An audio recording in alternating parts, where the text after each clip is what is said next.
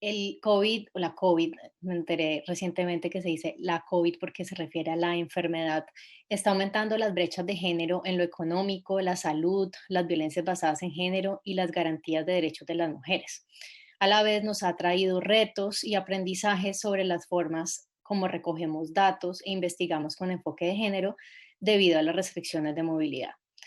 Uno de los retos que ha persistido en las investigaciones que hacemos con enfoque de género es la generación de datos sobre mujeres, especialmente en contextos afectados por el conflicto armado, que tienen baja capacidad de gobernanza local y en donde las brechas centro-periferia son profundas. Esto se ha sumado a que la llegada de COVID ha volcado diferentes iniciativas de investigación y de trabajo entre organizaciones hacia la virtualidad. Pero, como sabemos bien, en muchos de estos lugares conectarse y tener acceso a herramientas virtuales es otro desafío. Entonces, muchas veces las personas que debemos entrevistar y con las que debemos trabajar con métodos cualitativos o cuantitativos, pues no están disponibles por problemas de conectividad, de acceso a datos. Y esto va desde tener, lo que nos hemos dado cuenta es tener acceso a, o sea, que el Internet esté disponible, por ejemplo, en algunas zonas rurales, que tengan los dispositivos y después que tengan los recursos para acceder a esos datos. Por ejemplo, las personas que acceden al Internet solamente por el celular. Entonces, en este contexto, los centros de pensamiento, los grupos de investigación y las organizaciones territoriales han apelado a la creatividad para sostener la generación de datos y análisis que den cuenta de la situación de las mujeres a nivel territorial y que podamos aportar a la política pública en tiempos de incertidumbre. Entonces, ¿cómo hacemos para continuar estos procesos de investigación con las mujeres, para las mujeres y con las mujeres en la virtualidad? ¿Cómo adaptamos estrategias e instrumentos a los contextos territoriales en estos tiempos?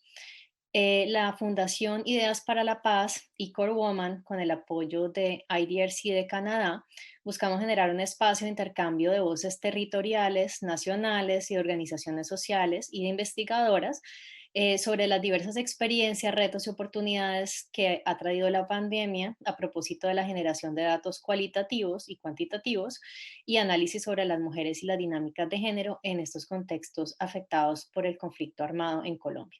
Entonces, en este webinar queremos compartir esas experiencias y tenemos, ya les voy a presentar a unas invitadas eh, muy especiales que nos van a compartir su experiencia. Vamos a conocer esas experiencias territoriales de investigación cualitativa con mujeres y a identificar experiencias exitosas y buenas prácticas también para que todos tengamos ideas de cómo continuar esos procesos de investigación.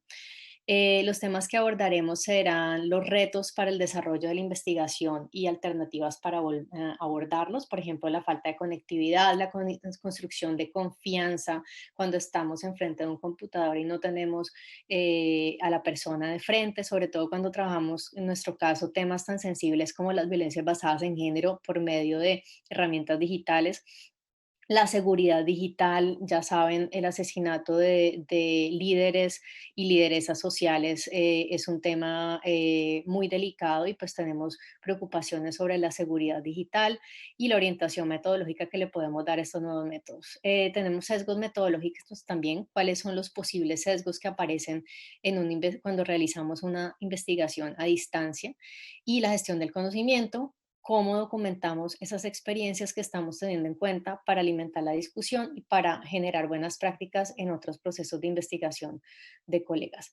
Entonces, en este panel, ya para darle la palabra a nuestras invitadas, tenemos primero a Irina Cuesta, que es investigadora de la Fundación Ideas para la Paz, que nos vamos a referir como FIP, que es líder del proyecto Alcanzar la Paz en medio de la fragilidad, cómo interactúan la violencia, la seguridad y el desarrollo en Colombia.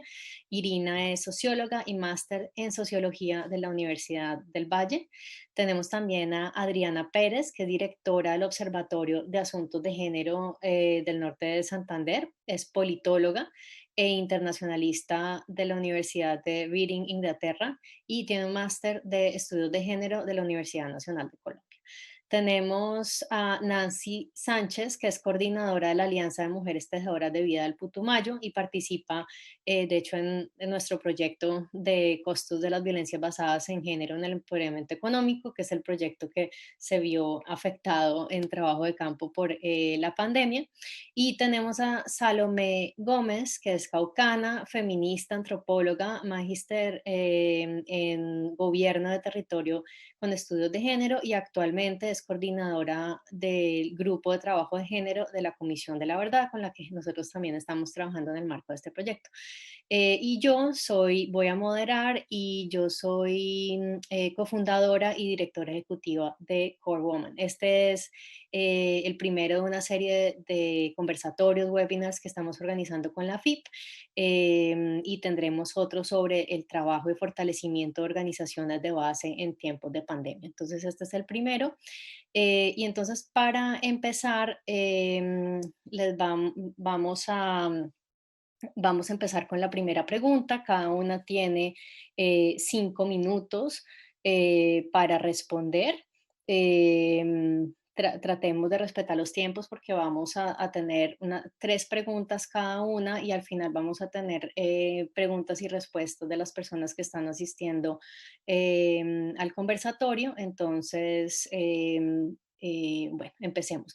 Entonces, Irina, la línea de trabajo sobre equidad de género y construcción de paz de la FIP tiene en marcha algunos proyectos de investigación que tuvieron que atravesar por un ajuste pandémico de la COVID-19. Quisiera pedirte que empezaras compartiendo un ejemplo de una investigación que se haya tenido que ajustar en ese contexto. ¿Qué tuvieron que cambiar ustedes en este contexto? ¿Cómo lo han hecho hasta ahora? ¿Qué retos han identificado? Irina. Bueno, pues buenas tardes a todas en este panel y a todas y todas las personas que nos están viendo. Desde la FIP estamos muy felices de esta alianza con Core Woman y el apoyo con IDRC en estos proyectos que, como dice Susana, han tenido este ajuste pandémico y que estamos repensándonos desde muchos lugares. Pues primero, contarles que este ajuste pandémico coge a los proyectos que tenemos en la FIP, digamos, en un proceso de repensarnos las metodologías y los aportes que realizamos a política pública desde nuestra investigación, de las diferentes investigaciones que hacemos, pero en particular en esta iniciativa de este proyecto Alcanzar la Paz en medio de la fragilidad, pues el COVID llega en un momento en que apostábamos por el trabajo territorial más fuerte. Nuestra estrategia de trabajo la hemos denominado desde mediados del año pasado como la incubadora, y es un espacio en el que mujeres de los territorios, investigadoras, académicas, empresarias, líderes sociales, nos reunimos para identificar las apuestas por la paz que hay en estos territorios y los liderazgos de las mujeres para potenciarlos en el marco de los retos que tienen estos territorios frágiles. El COVID llega, por supuesto, de una manera inesperada, dramática y hacernos renovar nuestras formas de trabajo. Y de las primeras preguntas que nos hacíamos cuando esto empieza a suceder es qué tanto los temas que estábamos manejando también se iban a ver impactados por el COVID y los efectos que tenía una pandemia y las medidas de aislamiento, pero también cómo íbamos a hacer para trabajar en un contexto pues de notable crisis e incertidumbre. Entonces, por un lado, identificamos que esos qué de la investigación, hablar de equidad de género en los territorios, hablar de la paz y la equidad de género en los territorios, eran unos qué de esa investigación pues que se han vuelto incluso más prioritarios que nunca. Y la evidencia, digamos, allí nos ha puesto eso de presente, brechas de género que se nos están ampliando más y territorios que efectivamente, en donde efectivamente esa fragilidad está siendo muy evidente. Conservando entonces ese qué de la investigación, pues nos preguntamos en el cómo. Y es cómo abordar entonces en la distancia, en la incertidumbre y en la baja conectividad un proceso que pretende ser horizontal, participativo y de vinculación de procesos territoriales.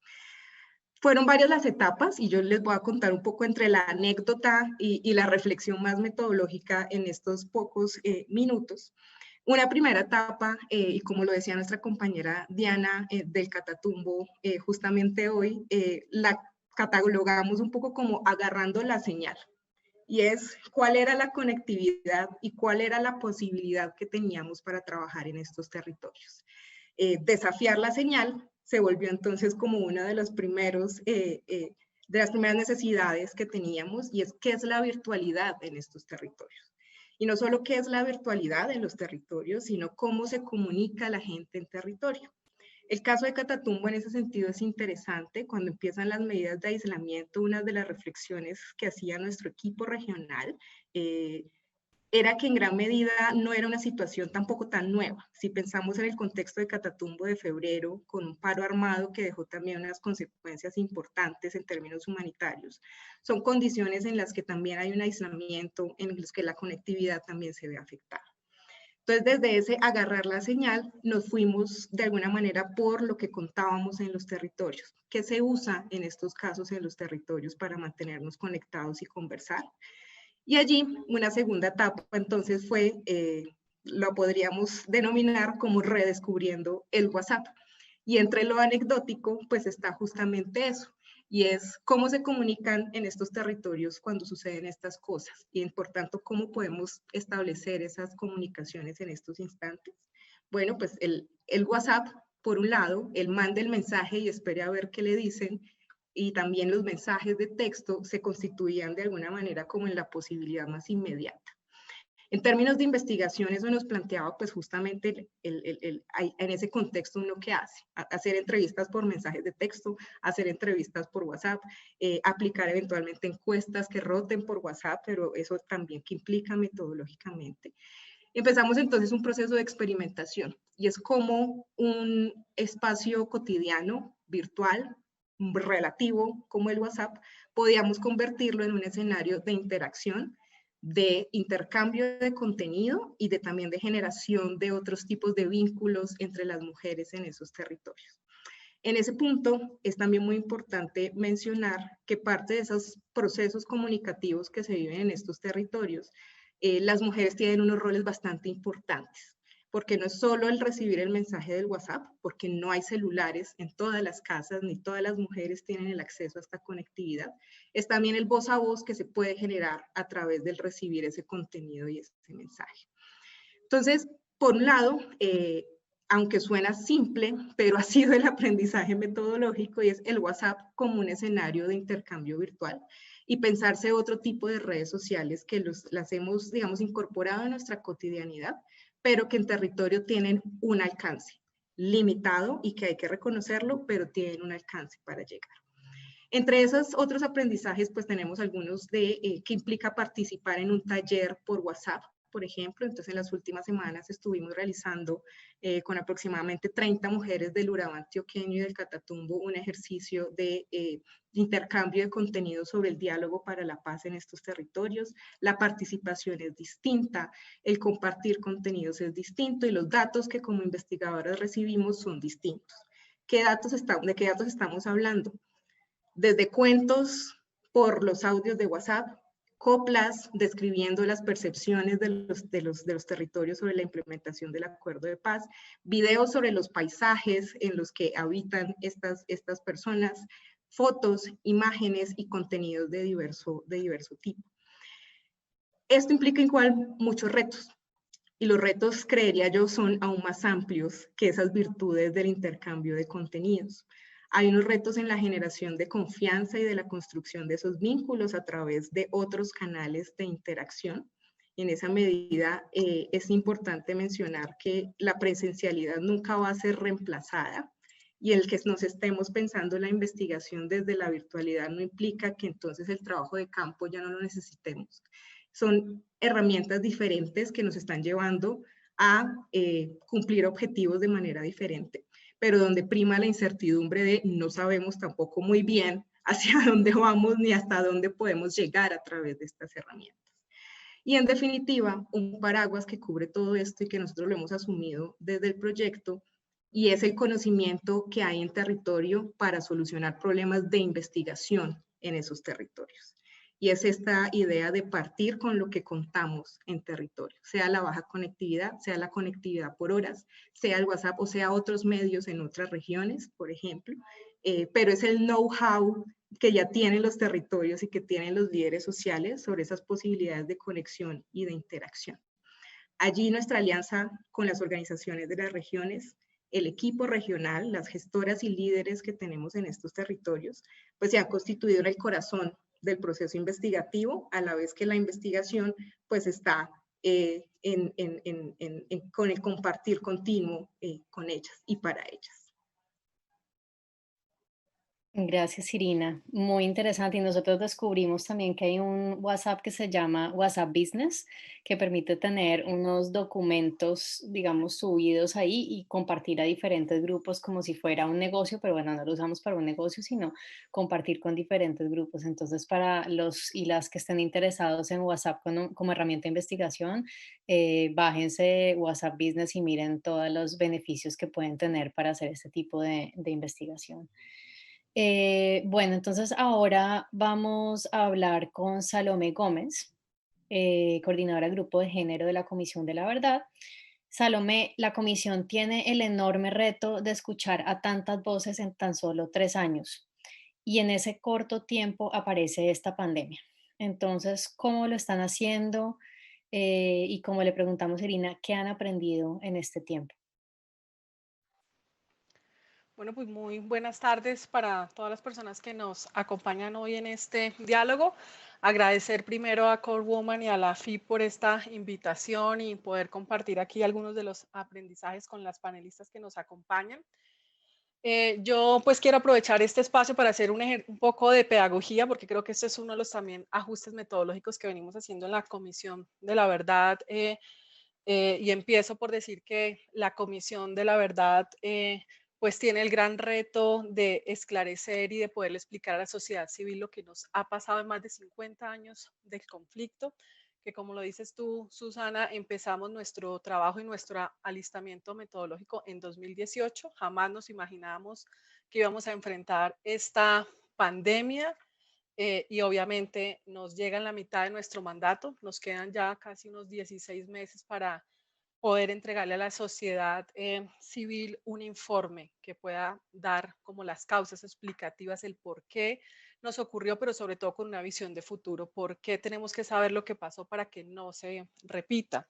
Quisiera entonces también decir que la comisión tiene un grupo de trabajo de género que tiene por mandato garantizar que todo lo que haga la comisión tenga una mirada diferencial de poder rescatar principalmente las voces de las mujeres y de personas LGBTI en el marco de este conflicto armado y que es gracias a la incidencia del movimiento de mujeres y el movimiento LGBT feminista en toda su incidencia para el acuerdo de paz entre el gobierno y las FARC.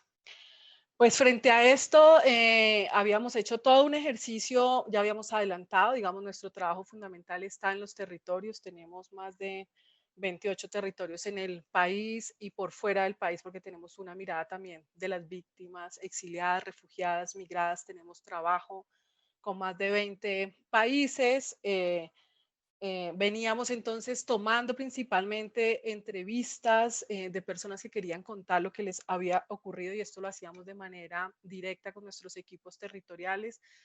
A diciembre, digamos, de 2019, por fortuna ya se habían tomado muchísimos testimonios. Creo que habíamos logrado llegar a lugares que nunca el Estado había llegado. Quiero decir también pues que la comisión es una entidad estatal, pero que es autónoma, digamos, del gobierno.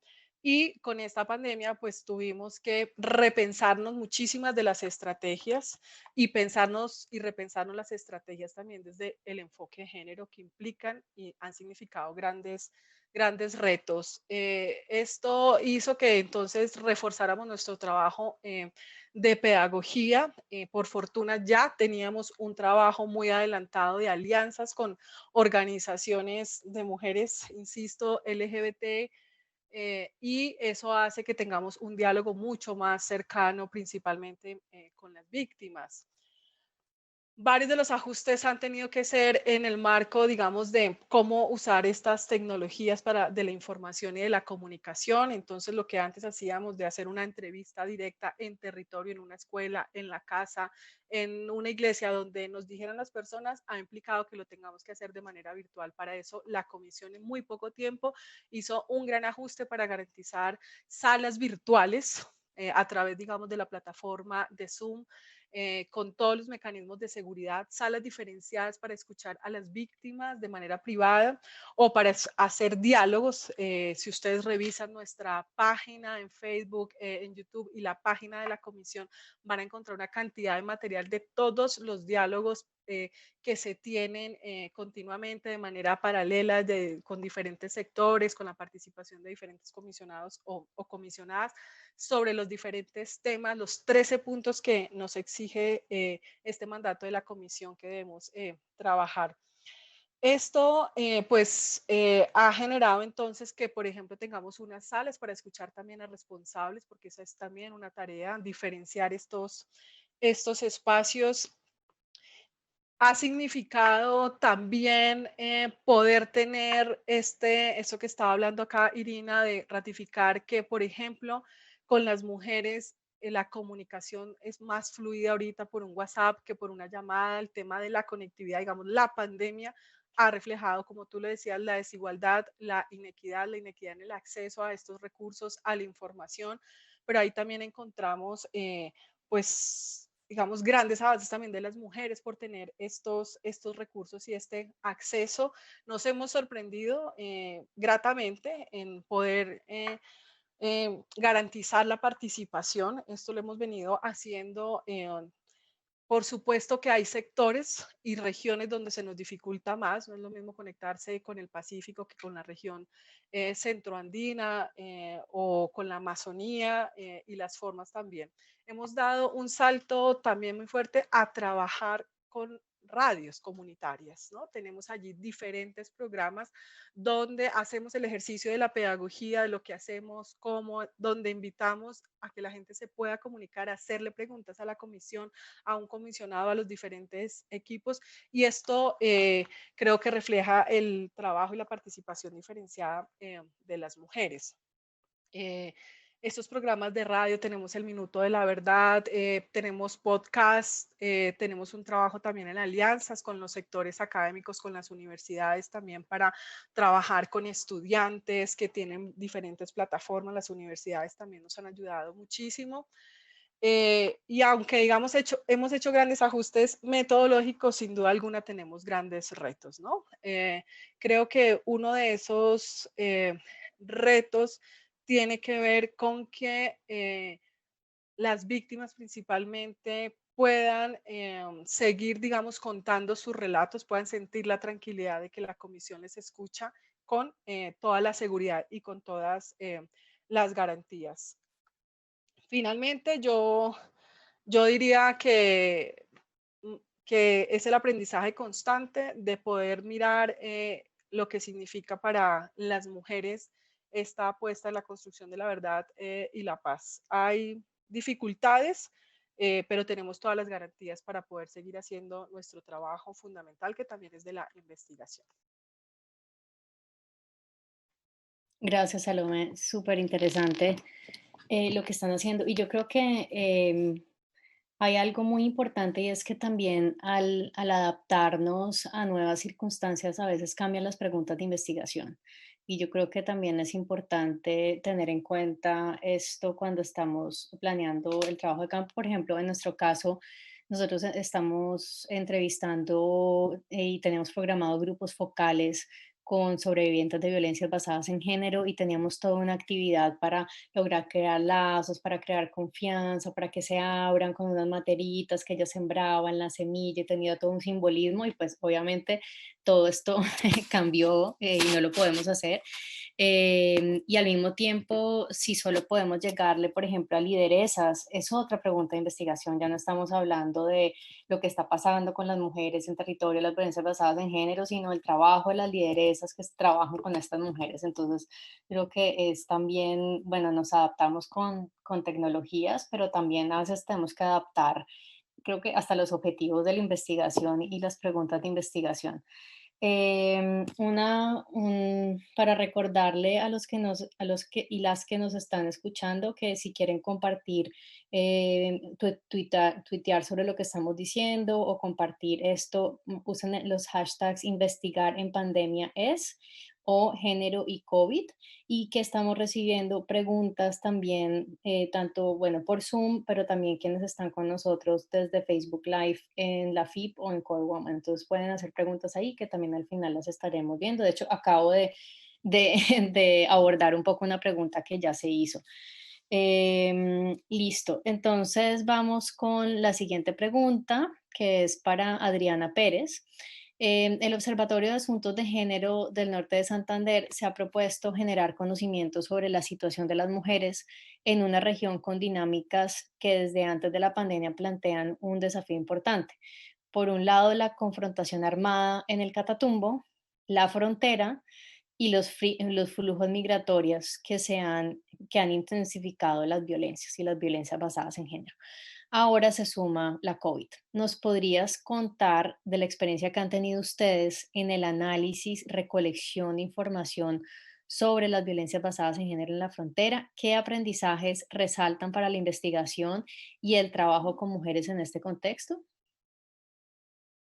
Listo, Adriana. perfecto, Susana, muchas gracias. Bueno, pues les cuento para todas, para todos, el Observatorio de Asuntos de Género de Norte de Santander es una organización de la sociedad civil cuya finalidad es generar información y documentar de manera cuantitativa y cualitativa sobre los distintos asuntos de género que pasan a nivel departamental. Nosotras comenzamos a trabajar en el observatorio desde octubre del año pasado y encontramos una serie de desafíos en el territorio. Partiendo de eso es que empezando no hay una mayor documentación sobre lo que está ocurriendo. No se han venido documentando muchos procesos, sobre todo a nivel de organizaciones sociales.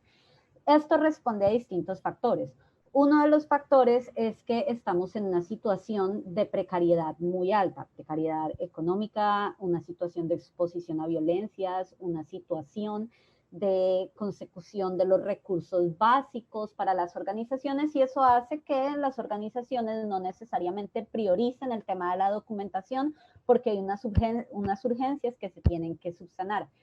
Y a eso le sumamos un panorama que cuando hablamos de tema de violencias de género es muy importante mencionarlo, más en esta situación de frontera, y es el tema del miedo y del temor a hablar. Eso es bastante importante.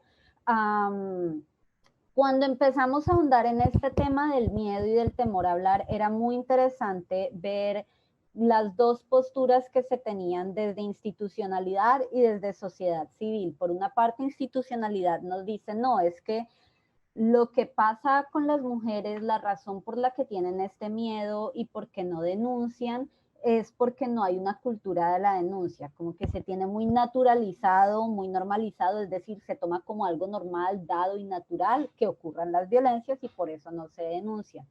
Por otro lado, lo que nos decían lideresas de sociedad civil era bastante interesante porque nos decían, no es que no exista tal cosa como una cultura, no es que falte tal cosa como una cultura de denuncia, perdón. Efectivamente, las mujeres conocen, muchas de ellas conocen los canales de denuncia y las rutas de atención. ¿Qué pasa? Hay una desconfianza hacia la institucionalidad. Hay una desconfianza porque sectores de esa institucionalidad pueden estar vinculados con actores armados, hay una desconfianza porque institucionalidad no procede de la manera de vida en los casos de violencia y muchas veces no solo revictimiza a las mujeres, sino que las expone a ellos y a sus seres queridos a una cadena más agresiva de violencia.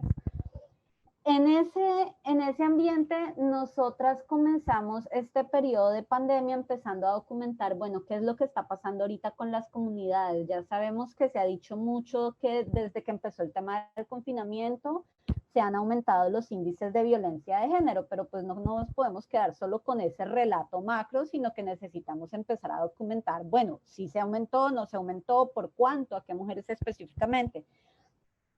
Y llevamos a cabo la construcción del boletín número 2 del observatorio, boletín que encuentran en la página, que es el boletín número 2 sobre afectaciones diferenciales a mujeres, población LGBT y población migrante durante este periodo de emergencia sanitaria. Específicamente queríamos identificar dos aspectos. Uno, ocurrencia de violencias de género. Dos, afectaciones a la autonomía económica de las personas como producto de las medidas de aislamiento. ¿Cómo hicimos esto? Esto era una situación bastante desafiante porque estábamos investigando en medio de unas medidas de confinamiento que incluso acá en Cúcuta llegaron a ser mucho más fuertes que en otras regiones al interior del país. Nosotros, aparte del confinamiento, teníamos unos toques de queda, teníamos unas medidas de pico y cédula bastante estrictas, entonces eso limitaba muchísimo la movilidad. Por ende, creamos una encuesta virtual que se encontraba tanto en la página y en las redes del observatorio, que la empezamos a circular también con nuestros contactos a través de WhatsApp para empezar a documentar qué era lo que estaba pasando. Y ahí encontramos unas particularidades y unos desafíos bastante importantes como tal, ya de documentar en este terreno inicial que les di. Tú, Susana, y yo acá les comentamos un poquito como del panorama general. Ya en esta situación de pandemia encontramos que la agravación de la precariedad de vida de muchas de las mujeres impedía documentar estas situaciones que estaban ocurriendo. Cuando decimos precariedad pensamos, claro, no pueden salir, por ende no pueden conseguir un sustento, pero también hablamos de que para muchas de ellas aumentaron las horas dedicadas a los trabajos del cuidado. Cuando hablamos de mujeres migrantes, estamos hablando de que muchas de ellas viven en una situación de hacinamiento, lo que significa que no solo es cuidar de ellas y de su familia nuclear, de unas 3 o 4 personas más, sino es cuidar de un núcleo más extenso, de unas posibles 12 personas, donde están las mujeres enfocadas a esas labores de reproducción de la vida. Aparte de eso, encontramos que uno entra a esta pandemia pensando que, bueno, como se digitalizó todo, ahora va a ser mucho más fácil conseguir información porque ya te va a llegar la encuesta directo al WhatsApp. Pero realmente nos dimos cuenta que dificultaba mucho la obtención de información por medio de canales digitales, así ellas tuvieran conectividad a Internet y WhatsApp, porque estaban encerradas constantemente con sus agresores. Una creería, pero es que no es mayor cosa responder una encuesta, pero sí lo es cuando, aparte de que estoy ahora dedicada completamente al cuidado de mi familia, 24/7 velando por la educación, por el ocio de mis hijos, porque mi marido o mi pareja está todo el tiempo presente, encima estoy viviendo en una situación de violencia con un agresor que está constantemente a mi lado y que encima en muchos casos de agresiones lo que veíamos era que no solo estaba presente, sino que la vigilaba con constancia. Frente a esta situación, nosotras nos articulamos con la Alcaldía Municipal de Cúcuta para ir casa a casa a fin de responder las encuestas con las mujeres, diligenciarla de manera conjunta mientras ellos entregaban unos auxilios alimenticios. Y una nuevamente creería, listo, ya logramos subsanar ese bache, porque ahora ya nos vamos a desplazar nosotras a territorio para ir casa a casa y responderlas con ellas. Y nos dimos cuenta que era una cuestión bastante difícil, porque tú quieres tener un tiempo a solas con la mujer para poder llenar esa encuesta y te das cuenta, no es posible. Los agresores estaban, las personas, las parejas, muchos de ellos los agresores, estaban constantemente al lado de ellas y limitaban el contacto que ellas tenían con las otras personas. Y esa era una percepción compartida entre las personas de institucionalidad que íbamos a campo y nosotras, y también con organizaciones internacionales que se encargaban de entregar auxilios humanitarios, y era que era muy difícil acceder a hablar con las mujeres. Uy, perdón, ya me demoré. Entonces, solo para cerrar, ¿qué aprendizajes tenemos de esto? Que se requiere un fortalecimiento de confianza con el tejido comunitario para llevar a cabo unas encuestas digitales. No es así de fácil como te mando la encuesta y ya. En este caso yo ni siquiera puedo ver quién está interactuando conmigo, quién es esa persona, para qué se va a usar todo eso que implica tener ese contacto físico con la persona. ¿Qué se tiene que hacer ahí?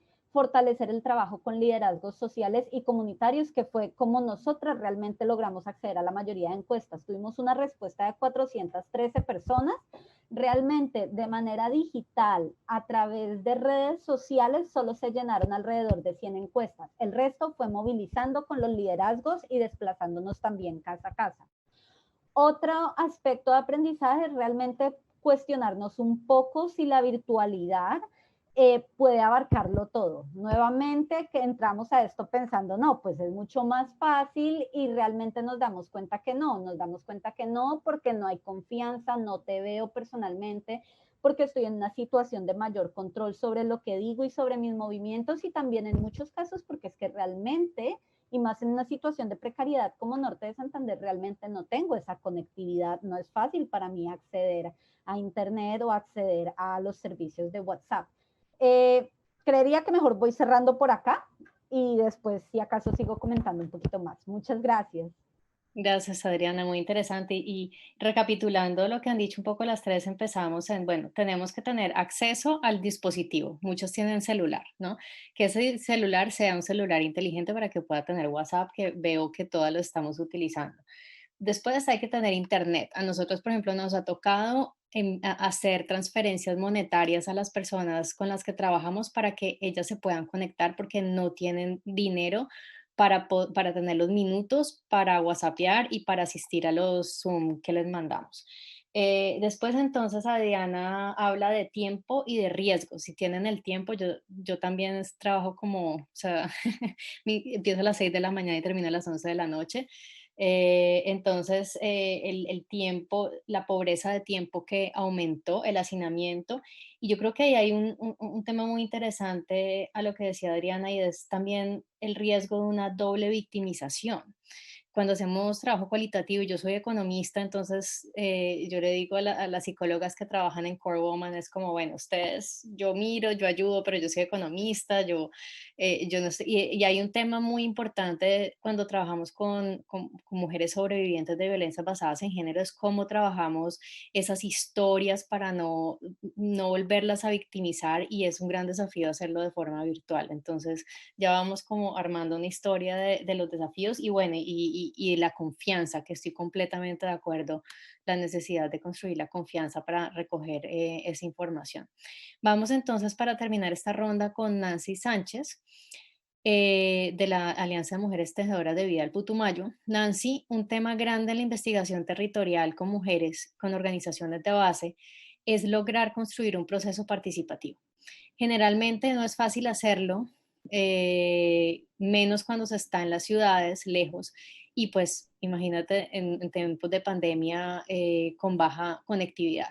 Entonces, la Alianza de Mujeres Tejedoras de Vida reúne muchas organizaciones y estas todos los días están construyendo esa participación. ¿Cómo lo están haciendo? ¿Cómo están construyendo esa participación? ¿Cómo pueden crear y sostener puentes de comunicación y confianza con las mujeres en un contexto que exige distanciarse, al menos físicamente, y trabajar en medio de la virtualidad? Nancy. ¿Aló? ¿Me escuchan? Es que perdí el internet un momento. ¿Me escuchan? ¿Aló? Ok, listo. Muchas gracias, Susana, por invitarme de nuevo a estos interesantes conversatorios.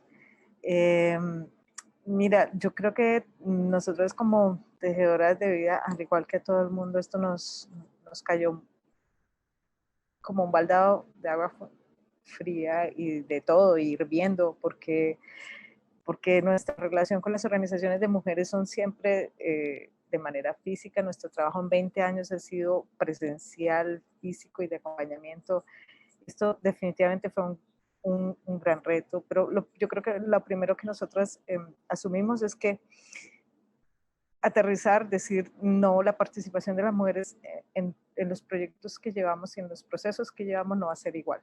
Definitivamente seamos reales, la participación no va a ser igual y vamos perdiendo porque en muchas zonas no hay conectividad, en muchas zonas de las 65 organizaciones que tenemos en el departamento. Pero seamos reales y lo segundo que asumimos fue que lo poco que hemos ganado no lo vayamos a perder por esta situación, porque ha sido muy difícil llegar a donde estamos para echarnos de para atrás y decir, no, pues si no hay conectividad, pues no lo hagamos, o si este proyecto no lo hagamos y ser así facilistas. Dimos, no, pues lo que nosotras hicimos, digamos, naturalmente fue, yo creo que nos salió algo de la resiliencia que tenemos y dijimos, ve, miremos los colchones que tenemos, en los aprendizajes que tenemos en medio del conflicto armado. ¿Qué haríamos si en el conflicto armado fue peor? Fue peor, la conectividad era peor y las circunstancias de llegar a zonas difíciles eran peor. Entonces empezamos así sin pensar, a decir, no, sigamos adelante, reevaluamos. Teníamos en ese momento, tenemos grandes proyectos como el de Fondo Europeo para la Paz, estábamos finalizando otros proyectos también grandes, o sea, todo y todo, al final nos tocó replantearlo, pero todo lo teníamos que hacer y decir, nos echamos al agua como siempre. Y en medio de eso, pues empezamos a ver qué fortalezas tenemos y creo que la fortaleza más grande que tenemos pues, es 20 años de trabajo con organizaciones y creo que eso ha construido un tejido de confianza, como dijo la compañera anterior, un tejido de confianza y legitimidad, que es súper importante. Eso en el territorio nos dio mucha fuerza para poder continuar estos procesos. En segundo lugar, recuperamos algo que hacíamos que era el comadreo. Entonces nosotros tenemos un equipo técnico, digamos, de base técnico, pero también tenemos un equipo de promotoras de base, pero y de lideresas de base. Y siempre hay algo bonito en el equipo, que siempre trabajamos en conjunto, siempre discutimos todo de arriba para abajo, de abajo para arriba, y discutimos todos los problemas y a ver cómo todas salimos en el problema. Y así fue en este momento. Nosotros, te digo, que nos cogió la pandemia. En un momento en que íbamos a iniciar un proceso participativo con la consultoría de Claudia Mejía, de Sisma Mujer, para los planes de desarrollo. Y teníamos un taller de 150 mujeres en ese fin de semana y nos tocó cerrar todo y al mismo tiempo pensar, ¿y qué hacemos? Hagamos el taller. Y empezamos a hacerlo vía telefónica, no sabíamos ni siquiera que era el Zoom. Por teléfono hicimos los primeros talleres de participación y recuperemos todo lo que hemos hecho en estos años anteriores de política pública, recuperemos lo que dijeron las mujeres en el PENIS, tantos procesos de participación que han tenido para poder hacer un estado del arte de las propuestas de las mujeres para los planes de desarrollo. Digamos, esa fue una de las, no parar nunca, o sea, lo peor que podíamos hacer era parar, y sobre todo con los tiempos del gobierno, que sí, todos decían, estamos en COVID, pero nos decían, no, el tiempo se agota y ustedes si no presentan propuestas el 27 de marzo, quedan por fuera, y las mujeres otra vez por fuera. Y eso fue otro reto también grande, decirle a las alcaldías, a las gobernaciones, a pedir apoyo a la presidencia, que nos ayudó Jenica, que nos ayudó Sisma, nos ayudó el Ministerio del Interior, decirle, por Dios, todo el mundo dice, se enfoca en el COVID, que sí, está grave, la situación de las mujeres está grave, pero vamos a perder una oportunidad que 4 años vamos a quedar por fuera otra vez de todo eso. Entonces eso fue un proceso, terminamos en un proceso aprendiendo a manejar Zoom, con las mujeres, 44 organizaciones participaron, 14 talleres más 50 y centenares de reuniones con alcaldías. No sé cómo lo logramos, pero creo que, y las mujeres, las promotoras, reinventaron el comadreo que lo teníamos antes durante el conflicto armado, reinventaron otras actividades que teníamos, el voz a voz, de ver el WhatsApp, y con eso logramos, digamos, hacer unas propuestas que ahora somos, fue impresionante los resultados en los planes de desarrollo. Casi la versión adoptó todo el artículo que propusimos, en ello está política pública, Casa de la Mujer, medidas de seguridad de las mujeres, proyectos productivos, casi de los 7 municipios, casi todos adoptaron eso. Y eso fue a través de una incidencia de las mujeres, el voz a voz y el comadreo, y hicimos incluso jornadas de incidencia como la Operación Cacao, nos invitamos hacia el Bus de la Esperanza, y creo que nosotros tenemos más regaños de mujeres que no alcanzaron a participar, que no quisieran o que no pudieran. Las mujeres realmente quieren participar y eso a nosotros también nos impresionó. Te digo que más regaños tenemos es porque, ay, ¿por qué no nos dejaron participar? ¿Por qué no? Y pues creo que eso para nosotras también fue un aprendizaje, pero nosotros le dijimos, pues nosotras también estamos aprendiendo a manejar esto y esto es un aprender haciendo como ha sido en la Alianza Tejedoras de Vida. Y pues yo creo que ese, y bueno, tenemos otros procesos, por ejemplo, el de, acabamos de finalizar un proyecto también con un foro que logramos, hicimos, nos tocó adaptarlo al final, las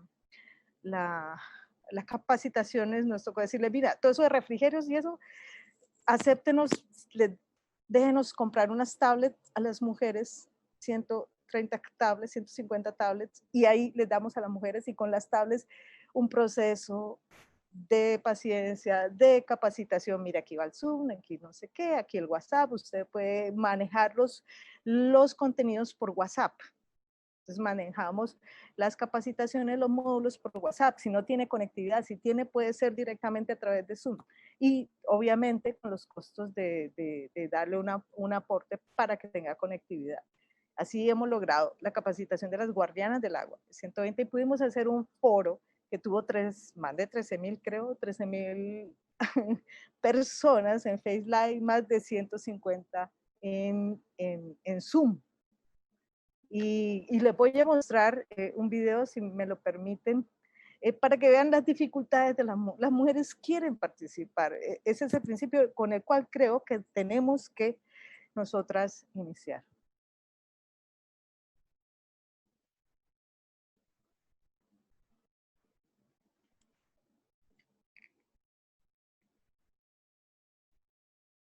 No se escucha. Algo pasa con el volumen, nos pueden ayudar.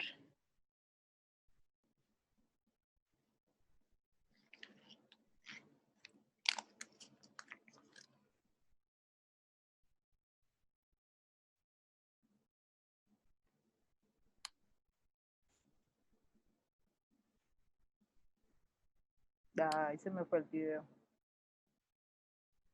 La tecnología, así nos pasa todo el tiempo.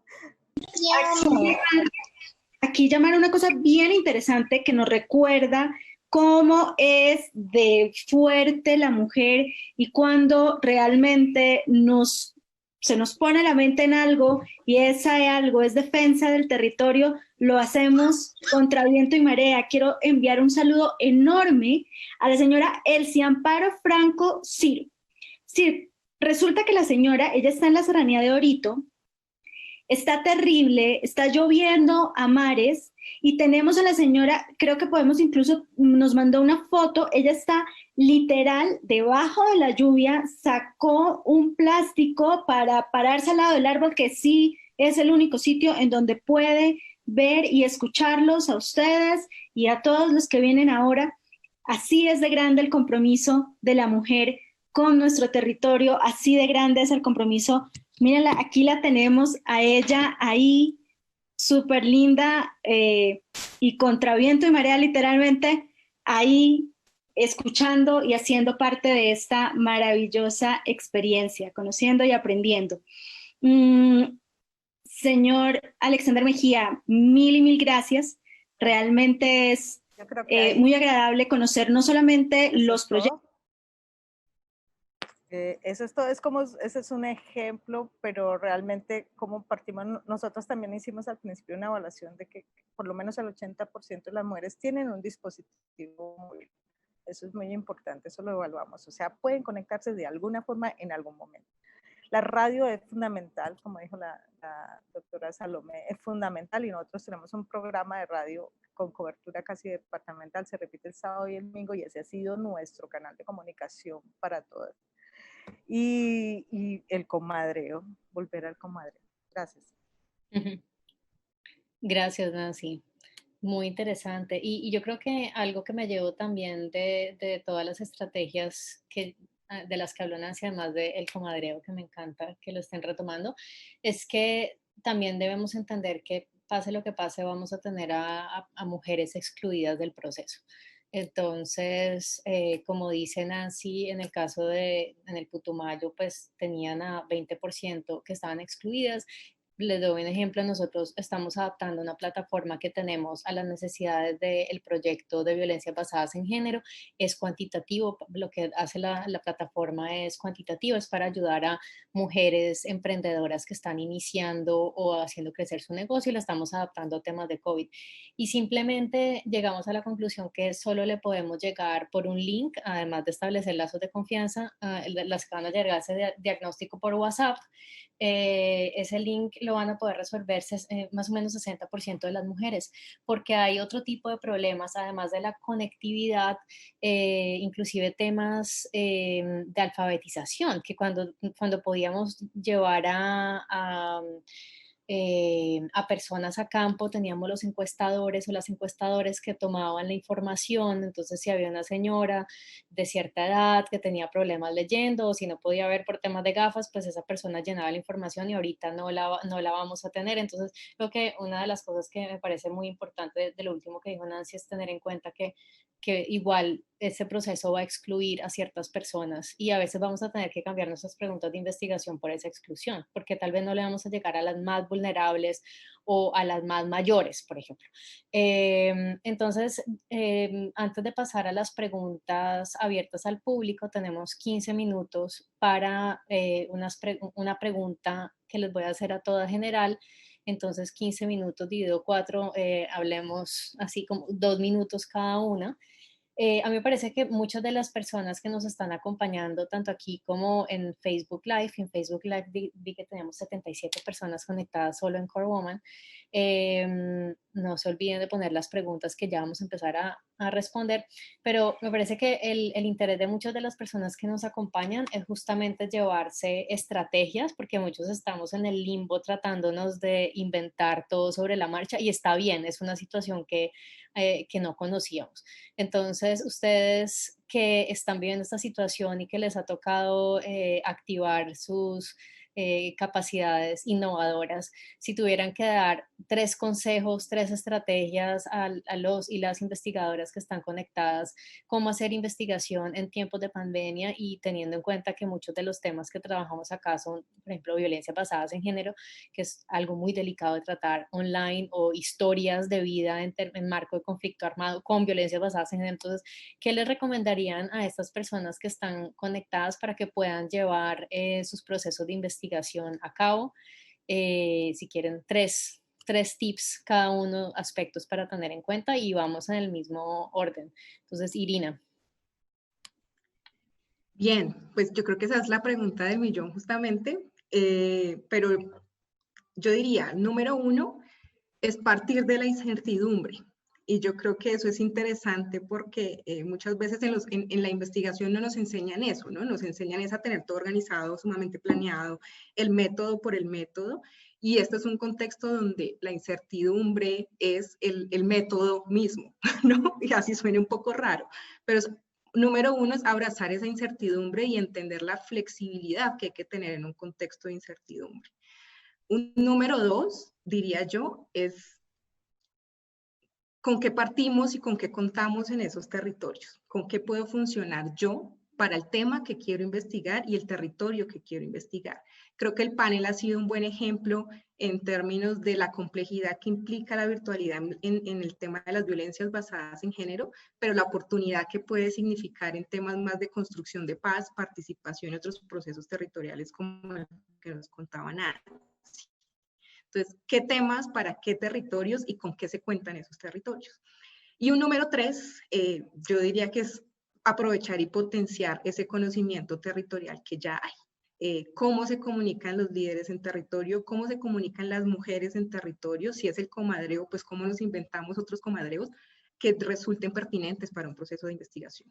Esos 3 puntos me parecerían como los súper claves de tener en cuenta. Me pareció clave, me resonó con los 3 puntos, están increíbles, pero el primero me parece escuchar a mis profesores de metodología de investigación y es como, no. No, nos quitan el título, pero no hay de otra, no hay de otra. Salomé. Gracias, pues igual que Irina, creo que son preguntas muy, muy gruesas y Y de difícil respuesta, pero yo recogería esta primera recomendación de la generación de la confianza, ¿no? Y esta generación de la confianza tiene que ver con ejercicios previos que se hayan hecho con las personas, en este caso, digamos, de la Comisión de la Verdad, principalmente con las víctimas, porque seguimos escuchándolas y creo que es más fácil seguir escuchando con quienes ya hemos venido hablando que identificar por primera vez una persona y que esperemos que nos cuente, digamos, su historia.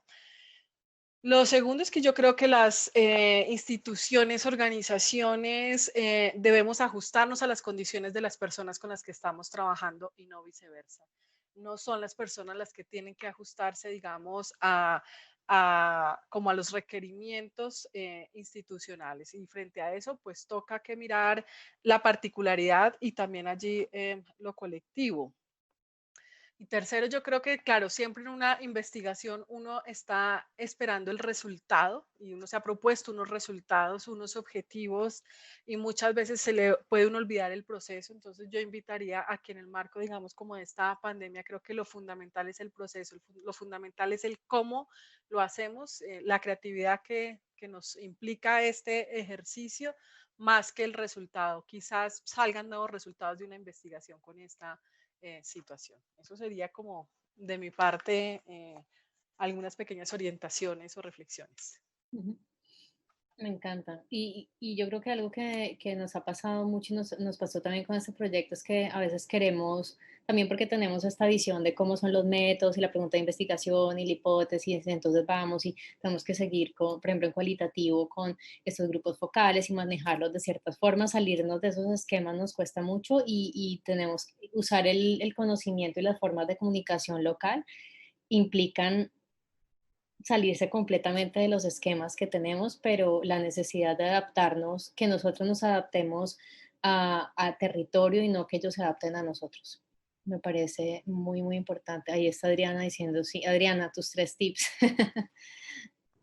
Sí, sí, totalmente. Bueno, primer tip, el tema de la confianza, digamos que esto ya lo había comentado y también lo comentó Salomé, entonces no es solo una confianza que se tiene que construir de manera previa o en el proceso y de manera constante, sino también una confianza y una responsabilidad posterior, ¿no? Si yo estoy documentando casos de violencia de género, eso también implica que yo tengo que ser responsables con las poblaciones y que si después me llega la señora, una señora de que hay de usted me pasó esta encuesta, es que me está pasando esto, es que necesito ayuda, ¿a quién acudo? Entonces yo tengo que responder a eso.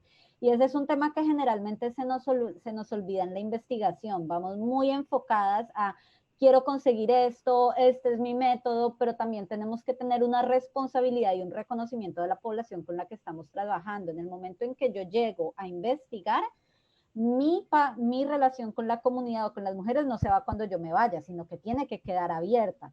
Segundo tip, el tema de la creatividad, lo que ahorita también hemos venido diciendo, lo que muchas veces se llama reinventarse, y es que sí toca realmente investigar en estos escenarios, implica una reconstrucción constante, no solo de metodologías, también de objetivos, pero ojo, esa creatividad tiene que ser producto del diálogo también con las poblaciones, con los liderazgos sociales que conocen el terreno y conocen las circunstancias. Muy, muy a lo que decía Salomé, somos nosotros que nos tenemos que ajustar a ellos y no ellos a nosotros. Por ende, esa no puede ser una creatividad que se hace en una oficina entre 5 personas que estamos arrojando ideas, sino que tiene que ser una creatividad producto del diálogo con las comunidades.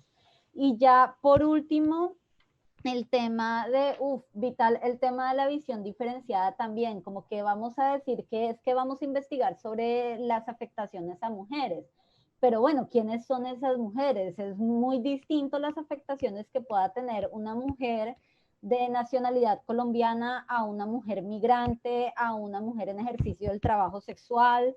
Entonces, tener también ese reconocimiento no solo de que somos diferentes, sino que también esas diferencias son fundamentales en las relaciones que tenemos como con la organización, con la sociedad, con las estructuras de poder de la sociedad. Eso es supremamente importante para que nuestro proceso y nuestro discurso no quede diluido solo como el mujeres, como si eso fuera algo universal, como si a todas nos afectaran las situaciones de la misma manera.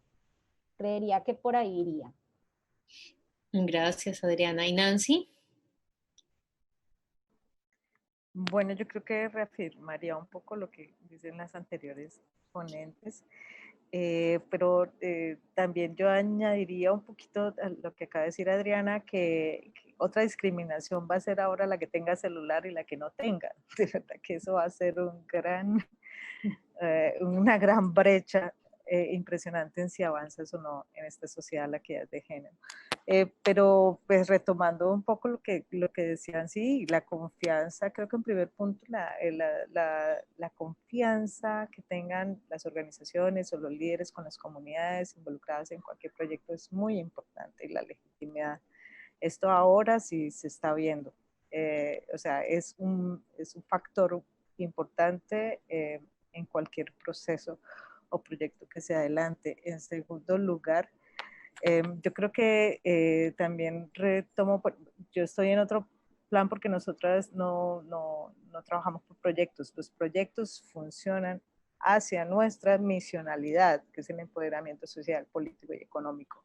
Nosotras no ejecutamos ni somos operadoras de proyectos ni de investigaciones. Las investigaciones nos sirven para ver la situación de las mujeres e identificar a dónde tenemos que movilizar nuestros esfuerzos y nuestras estrategias de lucha en los 3 ejes que trabajamos. En ese sentido, yo pienso que esas investigaciones o esos proyectos que vengan de afuera tienen que conectarse con la realidad y aportar a la realidad y a la situación vivida de las comunidades. Si no, lamentablemente yo creo que, y en este momento la gente lo va a saber, ¿para qué voy a intervenir en esto si esto no me aporta, o sea, a mi comunidad, un líder que va a gastar sus esfuerzos de conectividad colgándose a un árbol para poder llegar a una información y poderla replicar con su comunidad para que le sirva a su comunidad, y especialmente en este caso para nosotros, a las mujeres.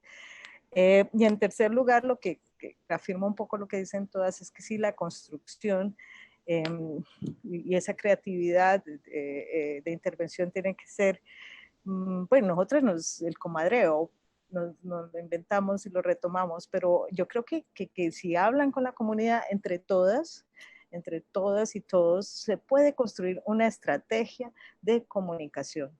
Cuando ellos o las comunidades objeto de la investigación o del proyecto sepan que eso le va a funcionar, estoy segura que le van a decir a la organización, mira, así nos comunicamos, es posible que esto, aquí hay internet, yo puedo salir de la zona rural en mi pico y cédula, y se inventan y todos construimos la forma de comunicarnos. Uh-huh. Eso. Gracias, Nancy. Y ese fue un proceso que realizamos, de hecho, en nuestro proyecto, que bueno, este es un tema más de fortalecimiento de capacidades, pero efectivamente primero hubo una reunión para entender cuáles eran las mejores formas, y a veces inclusive cuando el proyecto tiene presupuesto hay que pensar en, como decías, hay muchas personas que se van a quedar por fuera por falta de celular, inclusive por falta de datos si tienen el celular. Entonces también en algunos proyectos hemos tenido que hacer transferencia para que puedan comprar los datos, y unas personas de mi equipo hicieron descubrieron cosas súper interesantes, como que Zoom gasta muchos datos, entonces era muy caro para ellas conectarse a Zoom y era más barato conectarse, por ejemplo, a Facebook. Entonces, claro, uno también descubre todas estas cosas cuando estamos contando cada 1.000 pesos que pueden, no sé, acceder para conectarse a una entrevista o a un grupo focal o lo que sea. Aparentemente WhatsApp no consume tanto. Para los que están conectados y las que están conectadas, que también trabajan en métodos cuantitativos, yo pienso que algo que hemos aprendido con las adaptaciones que estamos haciendo a COVID es que las encuestas tienen que ser muy cortas, muy, muy cortas, porque no podemos hacer las tradicionales de 45 minutos o 1 hora con un encuestador que se sienta con la persona y tiene 1 hora y están al aire libre de pronto. O sea, no, tienen que ser de 10 minutos y tener en cuenta que también se requiere confianza porque no todo el mundo va a responder un link por WhatsApp, ¿no? Entonces, si, por ejemplo, yo estoy haciendo una encuesta y viene de mujeres tejedoras de vida, pues es mucho mejor que venga de ustedes porque ya tienen la confianza a que venga de nosotras si no somos conocidas en territorio. Entonces, yo diría que esas son mis recomendaciones en el caso de los que trabajan o de las que trabajan en cuantitativo. Si hay que construir confianza, un link con un SurveyMonkey no va a funcionar por sí solo. Hay que trabajar con organizaciones de base que tengan esa confianza y que ayuden a diseminar, y hay que hacerlas muy cortas. Y pensando en que muchas personas, estamos calculando en el caso de nuestra población en zonas rurales afectadas por conflicto armado, que 40% no van a poder responder, pues uno puede decir, bueno, esas 40 les vamos a llamar y las vamos a hacer por teléfono, pero precisamente por teléfono tampoco nos podemos demorar mucho, entonces tiene que ser algo que se demore máximo 10, 15 minutos, y 15 minutos es largo. Entonces yo diría que también pensar en, bueno, confianza y acortar muchísimo los cuestionarios y las preguntas. Algo también antes de abrir a las preguntas que nosotros estamos haciendo, y en una semana lo publicaremos, es un análisis con datos de redes sociales. Entonces, esto se llama análisis de Big Data con el uso de Machine Learning, que son unas estrategias con códigos, con unos algoritmos que analizan millones de conversaciones, o bueno, de las conversaciones que tengamos disponibles, y estamos haciendo ese ejercicio para ver cómo se está hablando de las violencias basadas en género desde el 1 de enero hasta el 22 de julio, creo que es el corte que pusimos, y queremos ver qué pasó después de la pandemia, cuáles son los tipos de violencias de los que más se hablan. Tenemos un análisis de redes, por ejemplo, que están diciendo las mujeres activistas, las organizaciones internacionales, las organizaciones de gobierno, local, departamental. Entonces, esa es también una opción para trabajar, ya que no podemos de pronto llegarle a todas las personas en territorio con métodos cualitativos y cuantitativos, es explorar también el uso de las conversaciones espontáneas que se dan en redes sociales. Bueno, estamos súper cumplidos, son las 7:15, y según nuestro horario, a las 7:15 abrimos a preguntas del público a través del chat de Facebook y de Zoom. Entonces las invito a que nos manden preguntas, ya tenemos varias. También para los que quieran tuitear, les recuerdo que deben usar o pueden usar los hashtags de género y COVID. Es uno, y el otro es investigar en pandemia es, entonces pueden retuitear con esos hashtags, y entonces vamos a empezar con algunas de las preguntas. Puede ser, bueno, una pregunta que la puede responder la que quiera, puede ser en torno a la ética. ¿Cómo garantizar que sean procesos de acción sin daño en cada uno de los enfoques que ha mencionado cada una? Que no sea revictimizar, como dijo Adriana. Muy, muy, muy importante esa pregunta. ¿Cómo garantizamos que no vamos a revictimizar cuando estamos haciendo muchas de nuestras actividades de investigación de forma virtual?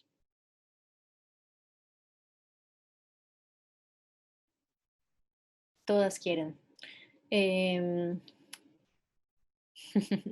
Salomé, Adriana. Empecemos por Adriana, ya que no sé la pregunta. Listo, no, o sea, esa es una pregunta bastante compleja, es una pregunta que debemos estar respondiéndonos constantemente. Yo diría varias cosas. Una cuestión, nuevamente, la construcción del proceso tiene que ser de mano con las comunidades o con las lideresas comunitarias. No puede ser un tema que es que nos ideamos acá en una oficina entre nosotros, porque ahí es cuando podemos empezar a generar unos procesos de revictimización. Tenemos que conocer las condiciones y qué está pasando en el terreno, y que el terreno sea quienes influyan en la construcción de este proceso de investigación.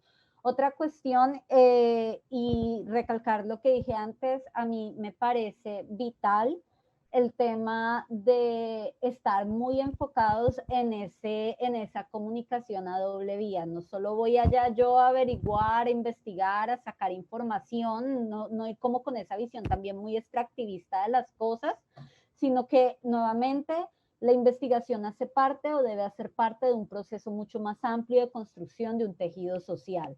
¿Qué significa eso? Que listo, hay unos propósitos de generar documentación e información, pero también yo tengo que responder y que reconocer qué está pasando en terreno. Es decir, si a mí me buscan después porque es que pasó esto, necesitamos tu apoyo.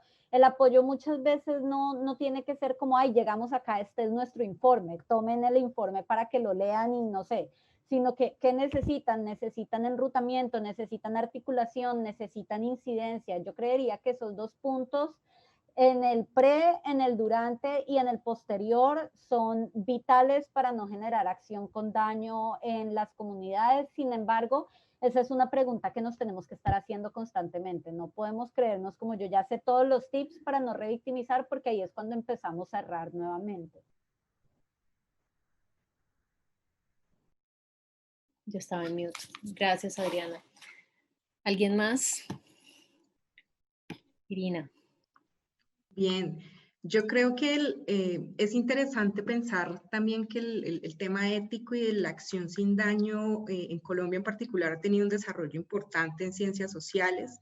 No es un tema nuevo, en los temas de conflicto se ha hablado y hay unos avances importantes en cómo investigo pensando en la acción sin daño, sobre todo en temas sensibles. Ahora, esta virtualidad y estos procesos creativos e incluso esta misma incertidumbre pues nos lleva a pensar cómo también hay que abrir debates en torno a la acción sin daño en contextos virtuales. Y son temas de seguridad virtual, de tratamiento de datos personales, digamos, se abre como un mundo amplio que implica que abramos esa discusión sobre el tema. Y estoy absolutamente de acuerdo con Adriana en que también se abra la discusión en la investigación, ¿para qué? O sea, la investigación, por supuesto, es generación de conocimiento, es la esencia, pero también es investigación que busca aportar a otros procesos. Entonces, es una conversación que probablemente no solo sea entre centros de investigación, entre académicos, sino que también podamos llevar, por ejemplo, a las instituciones estatales que finalmente también tienen que trabajar en territorio y también están en el mismo proceso en el que estamos las investigadoras e investigadores. Gracias, Irina. Investigación, ¿para qué? Algo muy interesante que tiene el financiador de nuestros proyectos, pues que por eso nos unimos con la Fundación Ideas para la Paz, es que precisamente todo proceso de investigación tiene que llevar a tener un proceso de devolución a las comunidades con las que trabajamos. Eso es muy, muy importante. Bueno, Salomé, ¿quieres aportar algo ahí? Nancy.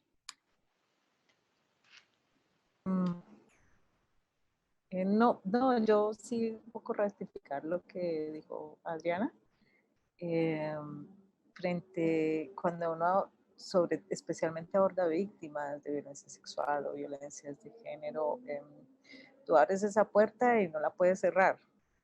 Ya ahí hay un compromiso ético con una persona desde varios niveles, ¿no? Depende de los proyectos o el alcance de la investigación, pero sí hay un nivel ético de no cerrar la puerta. Eso tiene que ver con lo que acabas de decir, devolverle la información, devolverle, así sea un proyecto investigativo, que se sienta incluido también en la retroalimentación.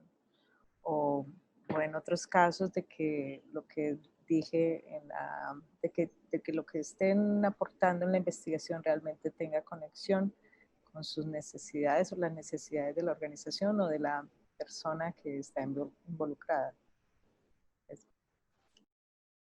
¿Y Salomé? Sí, pues yo creo que son varios los ejercicios. Es un reto y creo que es un aprendizaje. Yo, pues obviamente en la labor ahorita en la Comisión de la Verdad, nuestra mayor estrategia de investigación es escuchar el mayor número de voces para tratar de construir patrones de violencias en el marco del conflicto y tenemos claro que esa toma, digamos, de entrevista o de testimonio tiene que ser transformadora para la persona que nos lo está comentando y no es lo mismo documentar un patrón de secuestro, por ejemplo, a un patrón de violencias sexuales.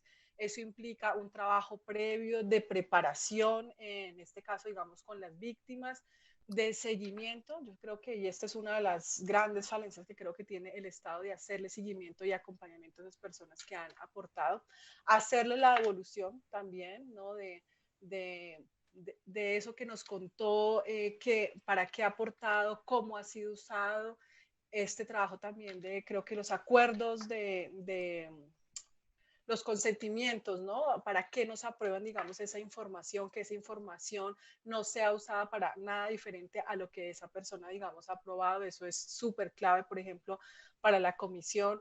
También creo que es importante saber que muchas personas, por ejemplo, han querido aportar en algún momento y después tienen, por ejemplo, una situación de un riesgo de seguridad o algo y quieren decir, eso que yo había aportado, creo que quiero retirarlo, en este momento no es pertinente que salga mi voz y todo eso. Entonces, garantizar también que haya una comunicación para que esa información, por ejemplo, que está en el análisis y en ese momento esa persona considere que no puede salir, pues garantizarle eso. Entonces creo que son muchas las maneras y los retos en los que estamos allí, y creo que además el compromiso ético individual, ¿no? Estamos en una institución, pero las instituciones las hacemos las personas. Entonces, por ejemplo, sobre violencia sexual, es saber que eso que hemos escuchado y que nos lo han contado para esta labor debe ser usado para eso y no para ninguna otra función o para otro objetivo. Ujú. Bueno, tenemos 5 minutos antes de cerrar, entonces es como mucho tiempo para yo cerrar, pero muy poco tiempo para otra pregunta. Entonces va a ser una pregunta, pero ustedes la van a responder así en 40 segundos. ¿Qué experiencia creativa nos recomiendan en lo que han aprendido estos meses? Y ya no es como tips de qué tener en cuenta, que fue la pregunta que hice al final, sino una experiencia. Entonces, por ejemplo, usen WhatsApp porque o esta app promueve la participación digital, o una experiencia creativa que le puedan recomendar a los y las investigadoras que están aquí.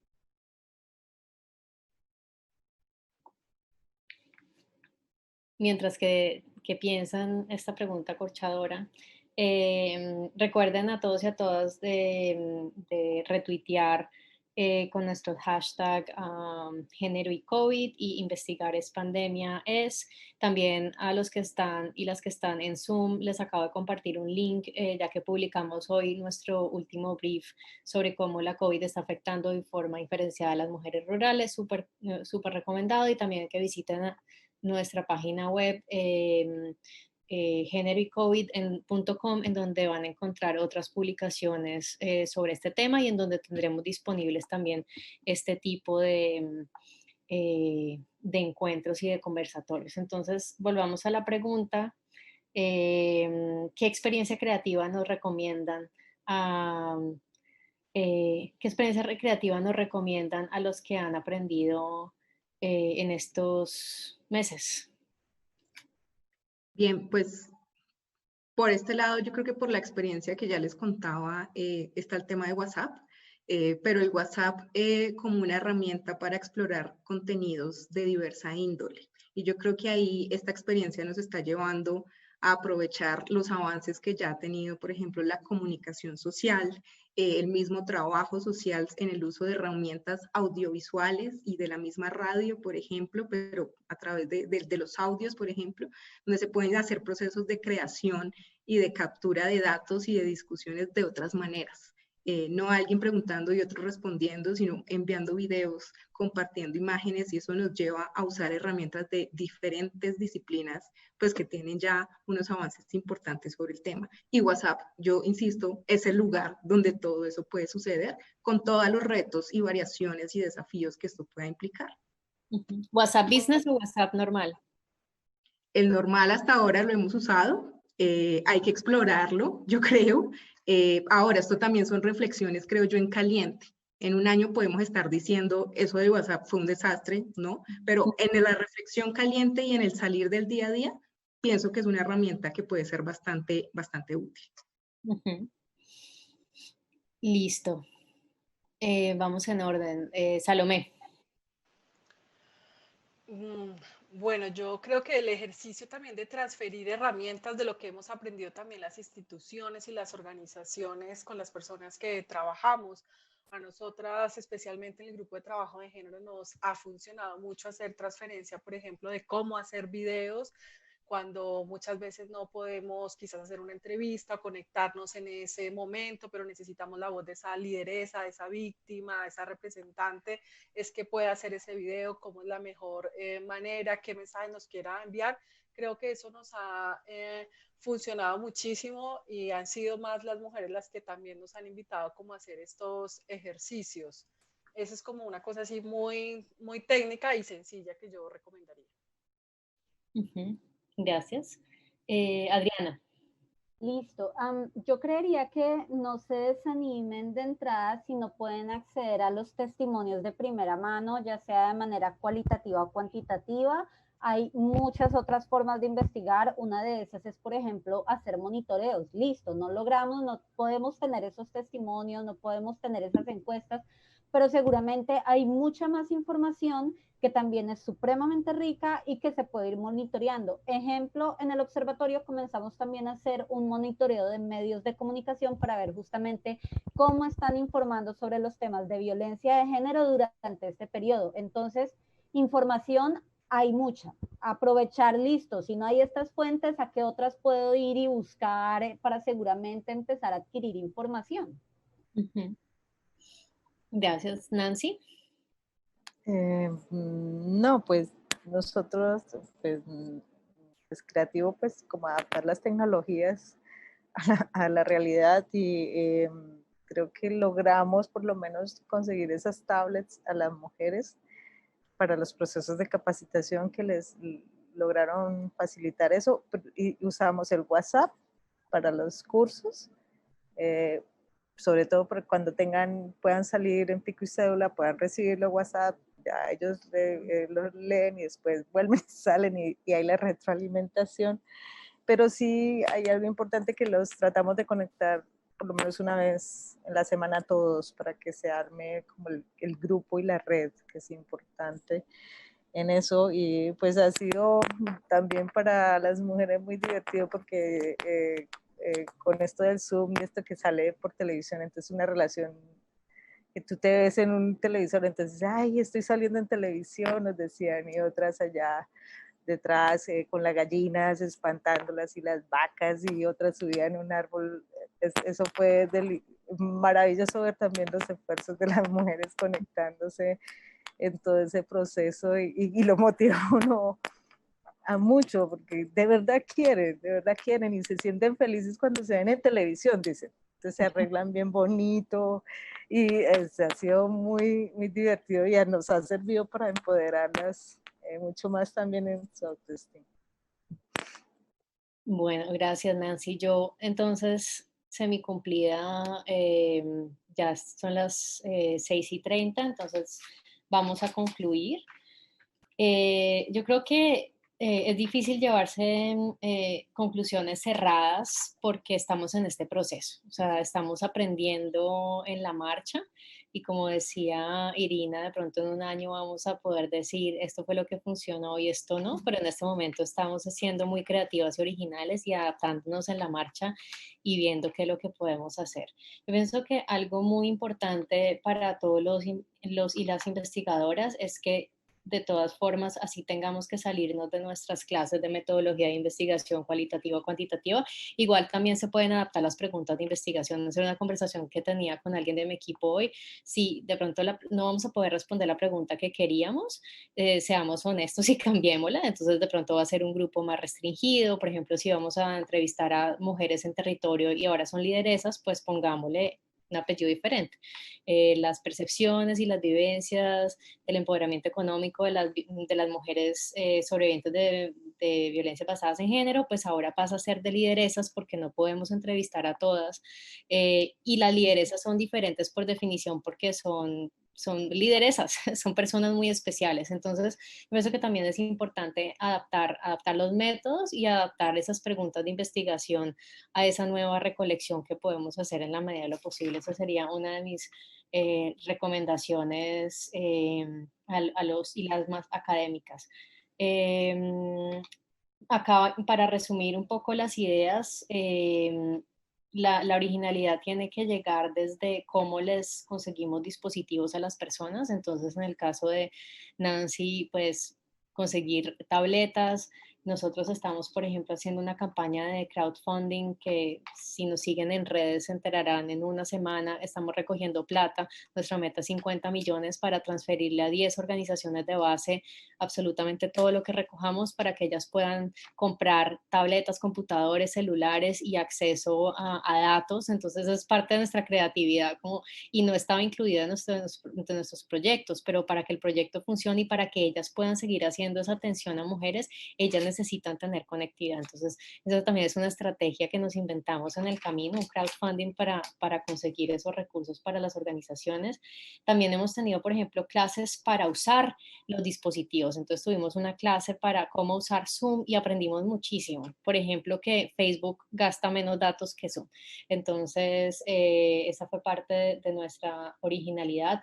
WhatsApp es una gran herramienta, obviamente cambia los procesos de investigación, pero genera unos nuevos y hay que entender qué es lo que está generando, cuáles son esos nuevos datos que podemos acceder. Big Data es otra oportunidad, monitorear redes sociales, como decía Adriana, qué se está diciendo en Twitter, y entender cuáles son los sesgos de esas nuevas voces, porque obviamente cuando hacemos un análisis de las conversaciones de Twitter, estamos llegando solo a las personas que acceden a Twitter, que tienen conexión y que tienen esa forma de comunicarse, pero está bien. Lo importante desde mi cabeza de investigadora es más como tener en cuenta cómo cambia ese ángulo de investigación y ser súper honestos con esos cambios de pregunta de investigación.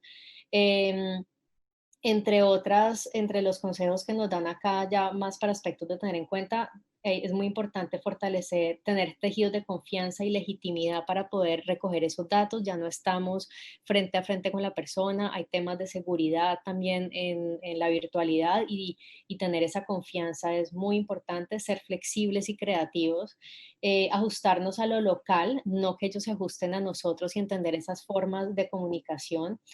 Debemos evitar la doble victimización y yo creo que este es uno de los grandes desafíos. Había una pregunta por ahí que no abordamos directamente, pero es también hacemos todo lo posible por evitar esa doble victimización, pero a veces no podemos hacer ese seguimiento porque no sabemos qué pasó cuando las mujeres se fueron. Entonces, estarnos preguntando, como decía Adriana, todo el tiempo cómo este ejercicio de investigación o de capacitación puede estarlas afectando dentro de la virtualidad. Ser muy conscientes que se va a perder parte de la población. Es muy difícil que le lleguemos a todas dentro de la virtualidad. Estas estrategias como comprar dispositivos y WhatsApp ayudan a llegar a las más personas, pero yo creo que sí hay un momento en que hay aspectos estructurales que no podemos solucionar y pues esa es la situación. Trabajar en alianza con organizaciones de base para tener esa confianza y para que podamos realmente recoger esos datos. Y por último, una frase que me gustó mucho de Irina, investigación, ¿para qué? No pensarlo desde una perspectiva extractivista, como decía Adriana, sino también pensar en que nosotros pues recogemos datos para que las organizaciones y el país entienda esta situación y pueda tomar mejores decisiones, pero que no es extractivista en el sentido que nos llevamos la información y ellas qué. Entonces es devolverles, que se enteren de lo que encontramos, es que les sirva para algo, es que fortalezca su proceso de empoderamiento. Entonces yo creo que nos llevamos ideas muy interesantes, no ideas fijas porque estamos en un proceso. De pronto en unos meses tendremos otro con FIP y les contaremos también algunos resultados de lo que ha pasado, pero yo creo que nos vamos con ideas de aspectos a tener en cuenta en investigación cualitativa y cuantitativa, algunos tips de investigación, el que se me olvidó también de encuestas cortas para los que tengan que mandar encuestas por WhatsApp o por teléfono. Y estas estrategias nos permitirán navegar un poco esta incertidumbre en la que estamos durante COVID. Quería agradecerle a todos y a todas su participación. Gracias Salomé, Nancy, Irina, Adriana, por todos sus aportes, por esa creatividad en tiempos de pandemia, por su trabajo con mujeres y en investigación con mujeres. Gracias por sus aportes, gracias a todas las personas que nos están siguiendo en Facebook Live, y síganos porque seguiremos organizando otros encuentros con la FIP. Entonces síganos en redes, tanto la FIP como Core Woman, para que se enteren de nuestras actividades, de nuestros proyectos y de los próximos eventos. Muchísimas gracias.